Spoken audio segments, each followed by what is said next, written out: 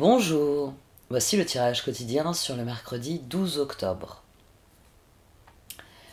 Mercure et Jupiter font leur troisième opposition. Je vous en ai déjà beaucoup parlé. Ils se sont opposés le 3 septembre, le 19 septembre, lorsque Mercure était rétrograde. Ce transit, alors, il concerne les grands projets, ceux qui représentent nos attentes en matière d'avenir. Cela signifie prêter attention aux petits détails, Mercure, tout en conservant une vision plus large et en restant fidèle à vos principes, Jupiter.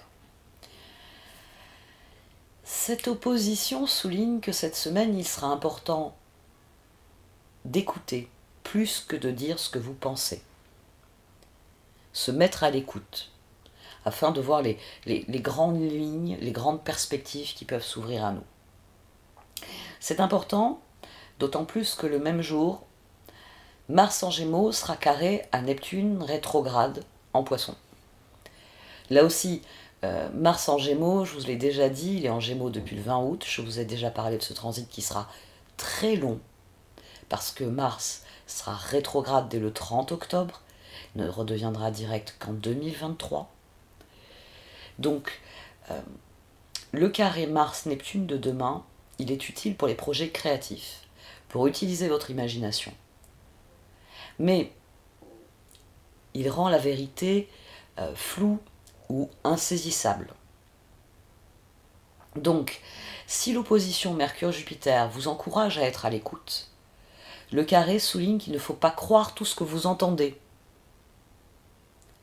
C'est très très important, car ce sera l'un des aspects planétaires majeurs de Mars en Gémeaux. Parce que, de la même manière que Mercure a fait 3 oppositions à Jupiter, Mars va faire 3 carrés avec Neptune.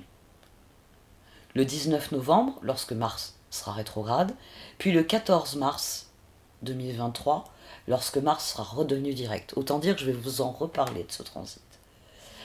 Ce qui est intéressant, si vous travaillez sur un projet de création, ça peut être une chronologie potentielle.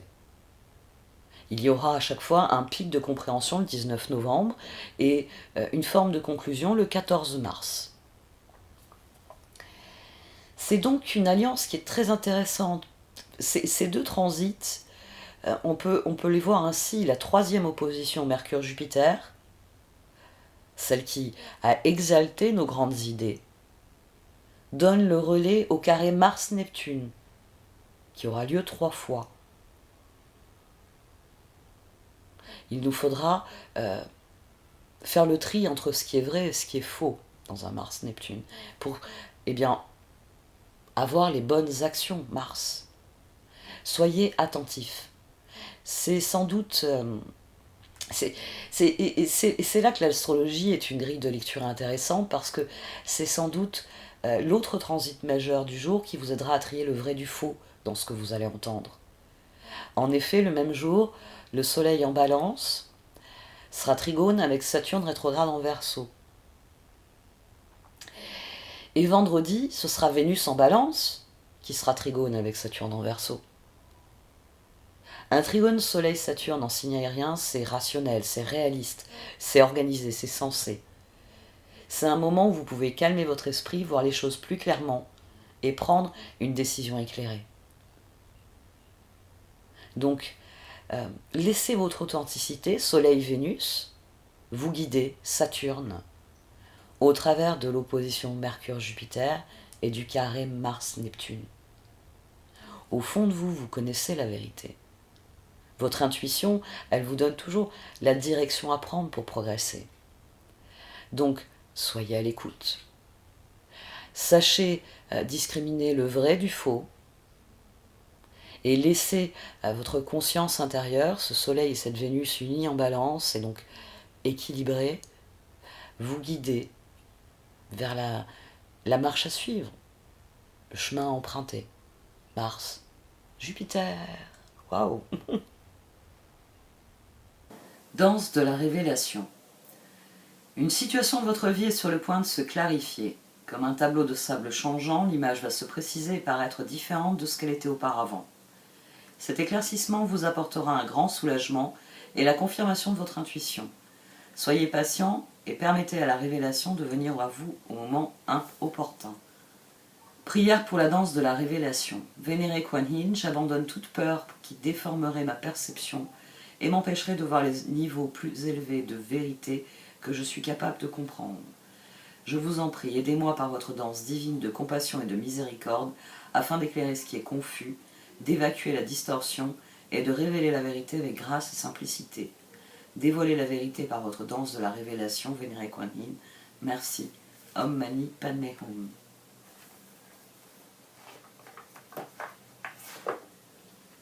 Connaissance ancestrale. Une flamme réside à l'intérieur de votre cœur, une lumière qui existe depuis la nuit des temps. Un amour du passé et une connaissance ancestrale sont en train de se raviver. Fermez les yeux, connectez-vous avec eux et ressentez la sagesse pleine d'amour que vous avez détenue. Laissez-la s'écouler de votre cœur et transformer votre vie. Et l'artiste. Vous détenez à l'intérieur de vous le pouvoir infini de la création. Artiste divin. Créez quelque chose de nouveau aujourd'hui. Sentez les étoiles briller. Vous faites un avec l'univers et avec la nature. La lumière éternelle de la création brille à travers vous pour toujours. Voici donc le tirage pour le mercredi 12. Et il est assez particulier parce que nous avons des as.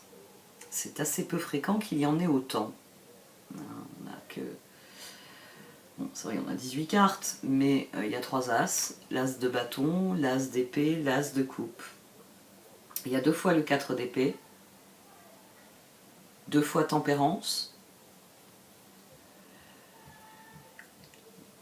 On a le chariot aussi, oui.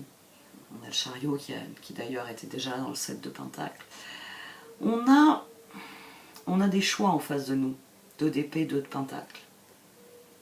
C'est pour ça que notre réflexion, 4 d'épée, va vers l'équilibre. Les moyens de progresser. Les nouveaux départs. Ici, on a le chevalier de Pentacle. Ici, on a l'empereur. La danse de la révélation. C'est-à-dire le moment où on accède à la connaissance ancestrale et que l'artiste que nous sommes est enfin libéré. Et nous pouvons assumer, tel l'empereur, nos décisions et nos envies, créer notre équilibre. C'est un tirage qui est très intéressant parce que, comme le souligne la danse de la révélation, il y a quelque chose qui est profondément compris. Il y a une grande victoire intérieure. Et sans aucun doute que l'empereur et le chevalier de Pentacle le souligne, l'artiste aussi, ça ouvre de nouvelles perspectives, ça ouvre de nouvelles possibilités, et c'est sans doute le plus beau cadeau de cette transformation.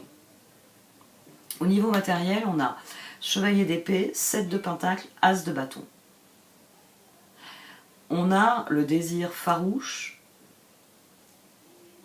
de préparer l'avenir. 7 de pentacle, as de bâton, c'est préparer l'avenir. C'est préparer les futurs projets, c'est préparer les futures perspectives. Chevalier d'épée, c'est celui qui a le plus de ressources. C'est le champion des ressources, le chevalier d'épée. On cherche donc des moyens de préparer l'avenir ici. Et on le fait pour une bonne raison. 5 d'épée, as d'épée, soleil. On a décidé de tirer un trait sur nos échecs. Ça suffit, les échecs. Nouveau départ dans ma réflexion. Les échecs ne sont pas le point de départ de ma réflexion. Ce qui m'épanouit est le point de départ de ma réflexion. Et aussi le point de conclusion. Donc, qu'est-ce qui m'épanouit? Qu'est-ce que j'ai envie? Qu'est-ce que je veux pour plus tard? C'est la meilleure des révélations ici. C'est vraiment cet instant où notre cœur tranche. On ne peut pas dire que le cœur il sache trancher. Vraiment, c'est l'esprit. Ici, c'est le cœur qui tranche. Qui dit ça suffit, je n'en veux plus. Stop, il faut que ça change. Et c'est ici. Et ces deux positions, elles sont intéressantes parce que 2 d'épée, 4 d'épée, tempérance. L'une des raisons pour lesquelles ça va marcher, l'une des raisons pour lesquelles on a cette dimension de compréhension extrêmement prolifique pour l'avenir, c'est que maintenant les choix, on les considère en fonction de ce qui nous équilibre, de ce qui nous épanouit.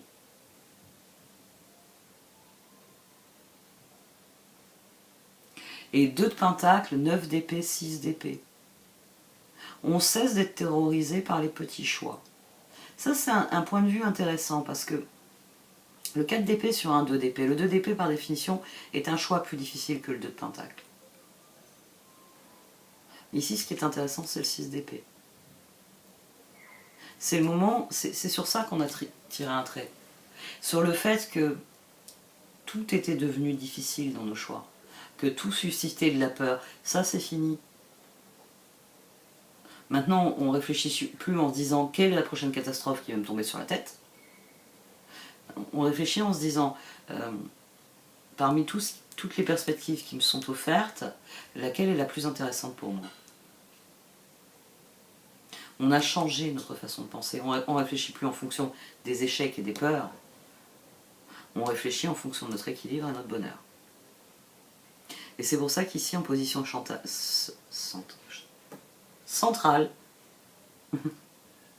centrale c'était bizarre quand même, centrale, le chariot, l'équilibre et 9 de coupe. Chariot, tempérance et 9 de coupe. C'est la connaissance ancestrale, c'est la danse de la révélation. C'est ce moment où les choses deviennent évidentes. Je vais arrêter de me préoccuper des petits choix, bleu ou vert. On s'en fout. On s'en fout. Le plus important, c'est, je sais pas moi, parce que j'ai eu un exemple de couleur, mais la forme. Parce que je ne vais pas faire la même chose avec un triangle ou un rond. Ou un carré et un rond, voilà. Dans une boîte, je peux ranger des trucs. Dans une balle, je peux juste la regarder rebondir et casser tout ce qu'il y a autour d'elle. Il y a des choix qui ont plus d'enjeux. Et ici, on est dans le... On ne veut plus d'échecs parce qu'on ne veut plus perdre de temps avec nos peurs. Parce que c'est souvent nos peurs qui nous poussent à pinailler sur des trucs, alors que c'est pas ça le plus important. Ici, il y a vraiment le désir de prendre les choses en main, parce qu'on a pris conscience que c'est ainsi qu'on peut agir. Le roi de coupe, le 4 d'épée et l'as de coupe. À nouveau le 4 d'épée, tiens, sur le 9 d'épée.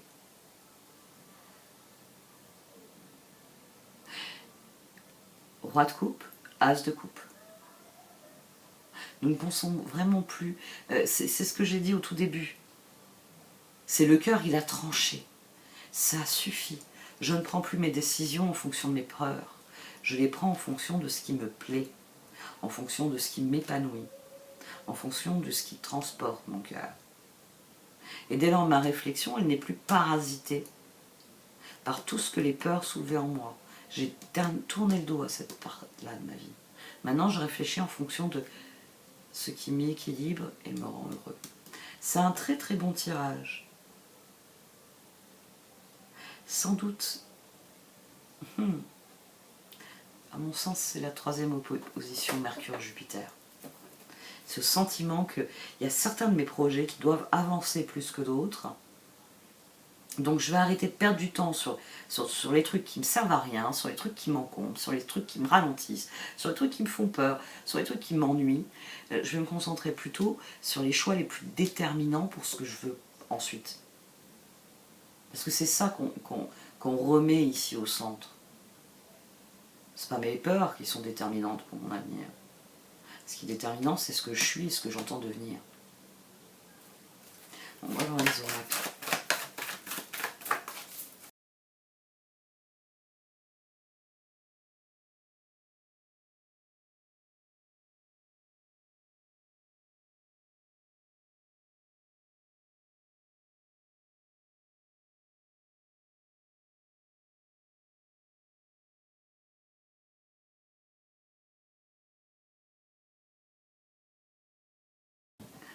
Plusieurs éléments ressortent dans ce tirage. Il faut faire la paix avec les enjeux. C'est une des choses, danse de la révélation. Il faut faire la paix avec les enjeux. Il faut admettre que les choses sont ce qu'elles sont.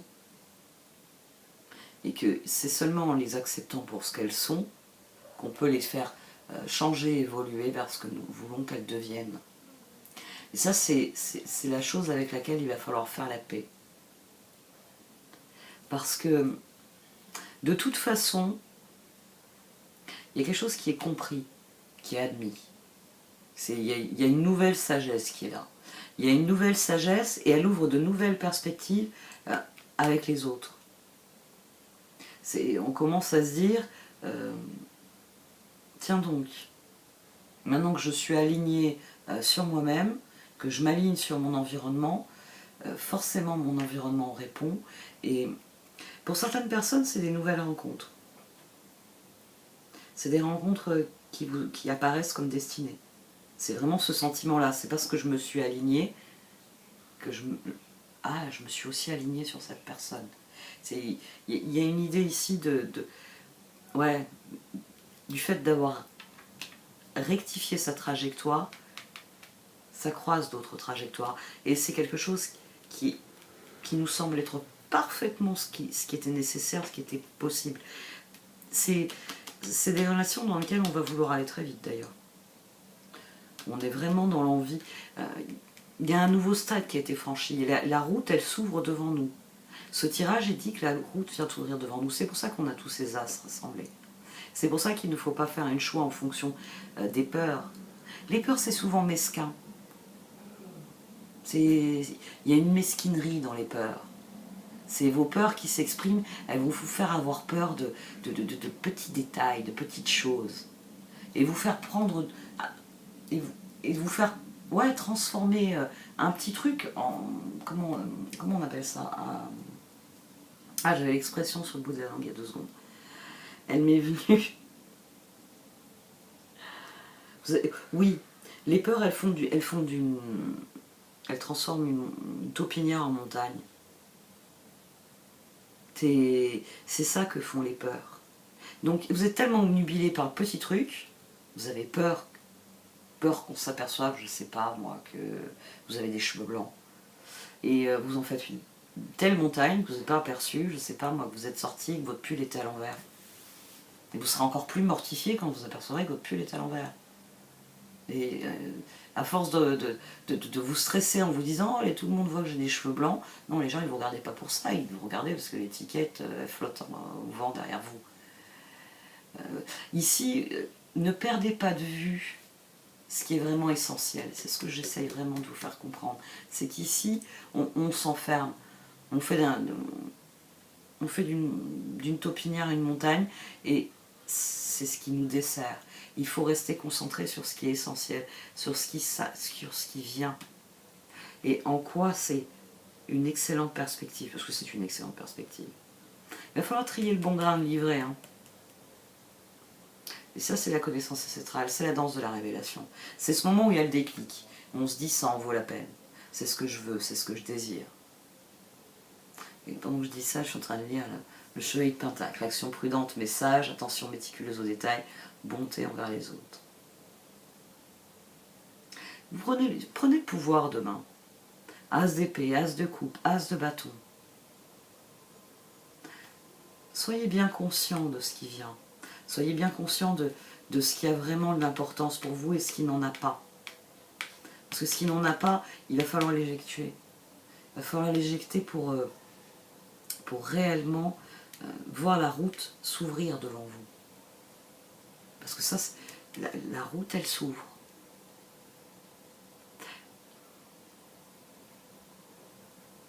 Mars en Gémeaux, carré à Neptune, rétrograde en Poisson. Il est fort possible que demain, il y ait une compréhension. C'est l'opposition Mercure-Jupiter, c'est la 3e opposition. On a, on va pas dire un éclair de génie, mais presque. C'est-à-dire que les choses deviennent claires dans notre esprit. C'est par là que je veux aller, je veux y aller de cette manière, avec telle personne, et etc. etc. Vous voyez, ça devient très clair. Mais Mars en Gémeaux, carré à Neptune, rétrograde en Poisson, 3 fois Mars rétrograde, vous n'allez peut-être pas pouvoir passer à l'action. Et ça va évoluer dans votre esprit. C'est encore... le chemin est clair. Je veux arriver à Pétaouchnok dans telles conditions et avec telle personne. C'est la manière de se rendre à Pétaouchnok qui est encore un peu obscure. Il peut y avoir ça aussi.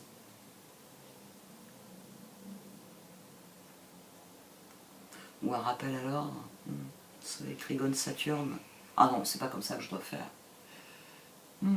Il y a beaucoup de oui. Pourtant non, ça coule de source. Cramponnez-vous à vos certitudes demain. La troisième opposition Mercure-Jupiter, de toute façon, vient vous apporter des certitudes. Elle vient vous apporter des certitudes, même si le carré Mars-Neptune, lui, vient vous apporter des questions.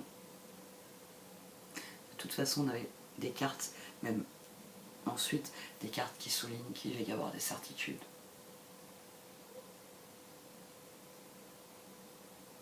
Bon, cette fois, j'arrête.